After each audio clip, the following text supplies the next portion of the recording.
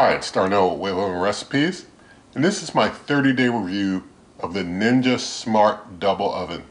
I do have to say up front, if you have not already seen it, please see my initial review. If you're looking for cooks, you're looking for measurements, if you're looking for temperature testing, if you're looking for side-by-side with some other cookers, all that stuff and more is in the initial review. If you want to know how to use it and all the functions and how to use them, all that's in the initial review. So if you've not seen it, please check it out. It's here on the channel with tens of other reviews of lots of other cookers and over 800 videos total.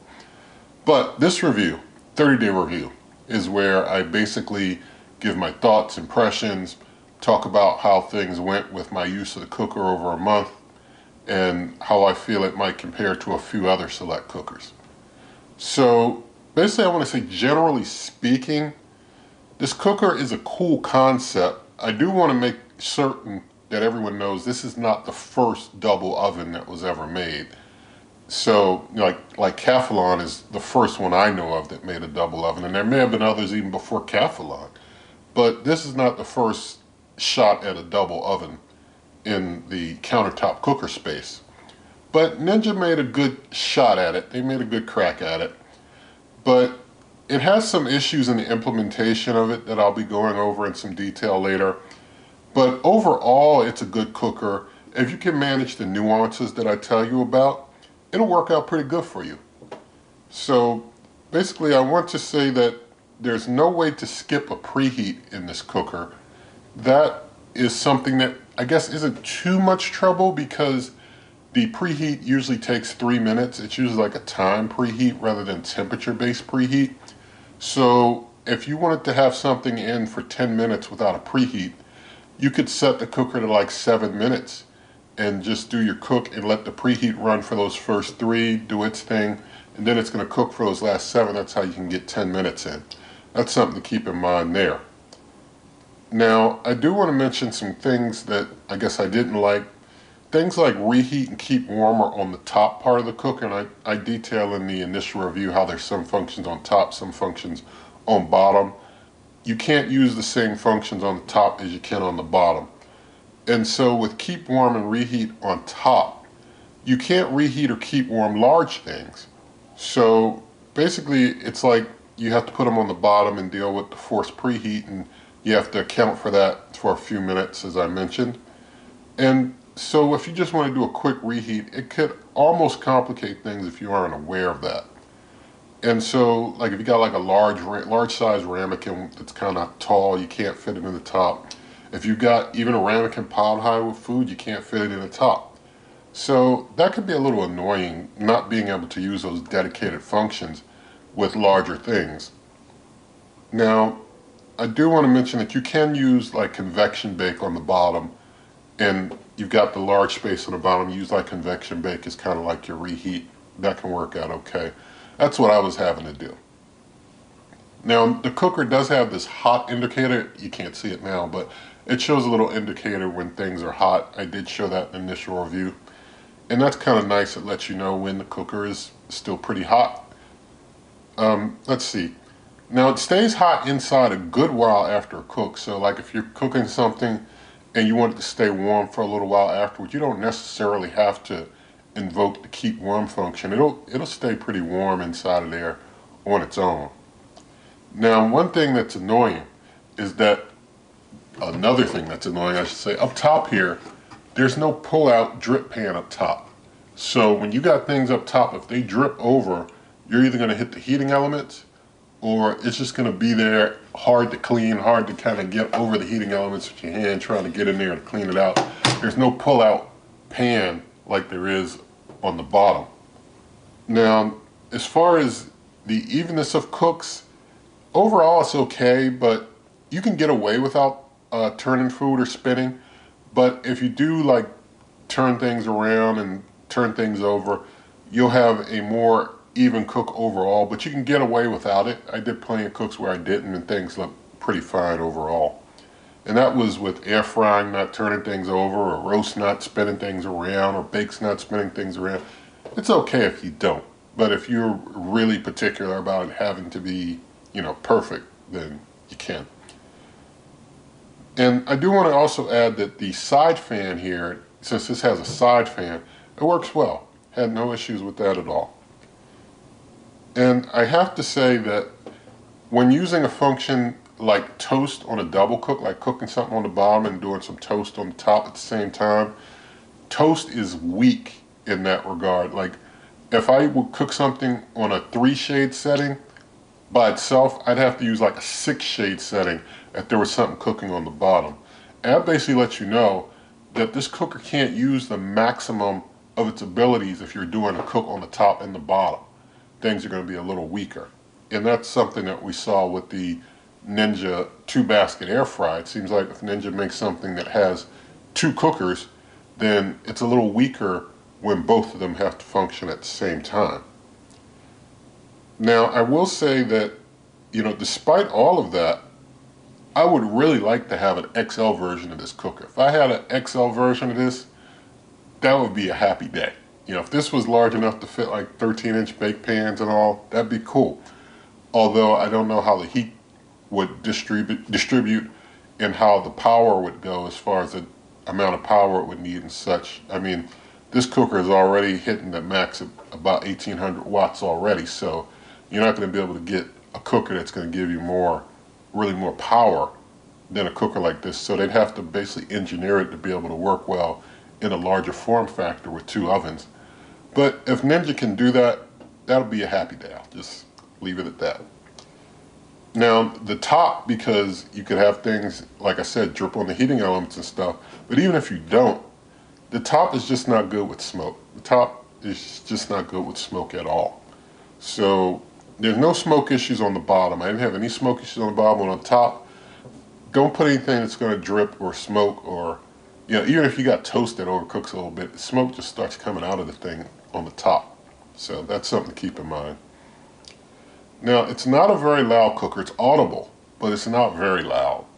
So, I guess it's like it's not too loud, but it's not quiet either. So that's something to keep in mind there. And the hotness level for this cooker, I guess I'd say it's basically a medium. It's kind of like in between. It's not a very, very hot, quick cooker, but it's not a weak, slow cooker overall. Overall, it's kind of medium. It does have a memory, basically, of the last cooks and such. That's very nice to have that memory in there. I do want to talk about the functions that I used and some of my experiences with those.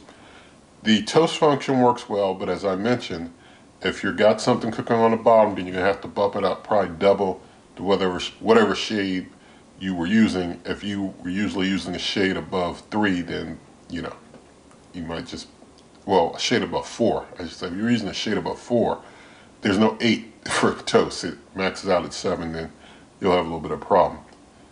Bake works well, and that's a top side function on top, bake. So be careful if you're going to bake something that might spill over or might bubble over. You've got to basically, if it's going to do that, put it on the bottom and use the convection bake. Reheat works well, but like I said, size is an issue.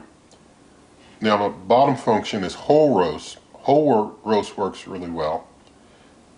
Air roast works well, had no problems at all roasting things. Air fry works well, but I would recommend, if you're air frying, even by one thing on the bottom, air frying, up the temperature maybe 50 degrees more than you might usually do.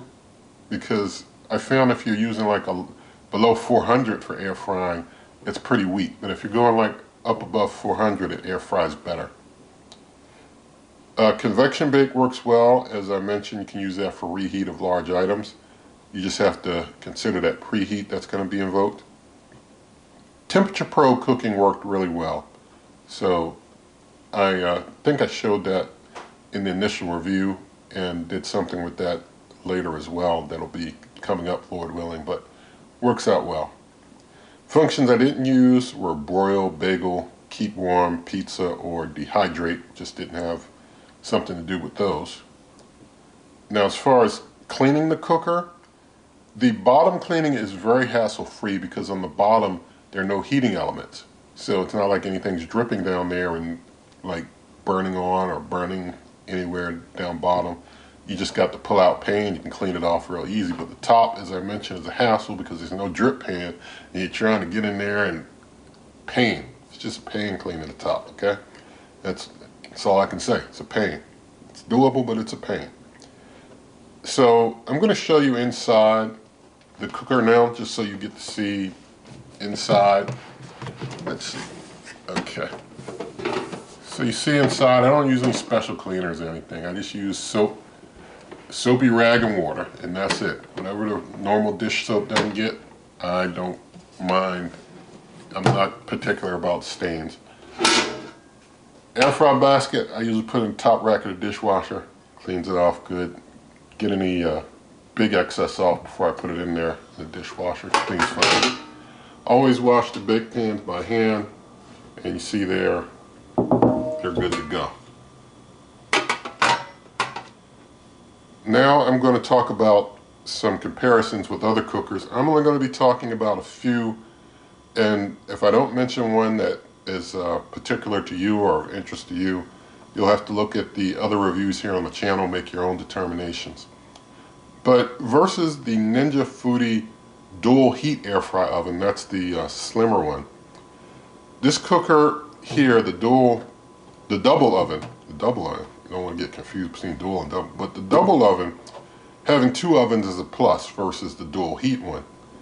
And basically the top part of this functions similar to that dual heat oven, but there's no sear plate with this double oven here. And so you can't fit like a whole chicken in the dual heat air fry oven, but you can in here. And so basically, I guess having two ovens is a plus, and being able to fit taller things into this double oven is also a plus. So between the two, I prefer the double oven. Now in this cooker versus the Ninja Foodi XL Pro air fry oven, the XL Pro is much larger, and so I'd have to go with that between this double oven and the XL Pro air fry oven. If I got two things I need to cook, I'll just have to work things out on two racks in the XL Pro air fry oven between the two of these. Now, my current champ, my favorite at the moment, is the Gourmet French Door XL digital air fry oven.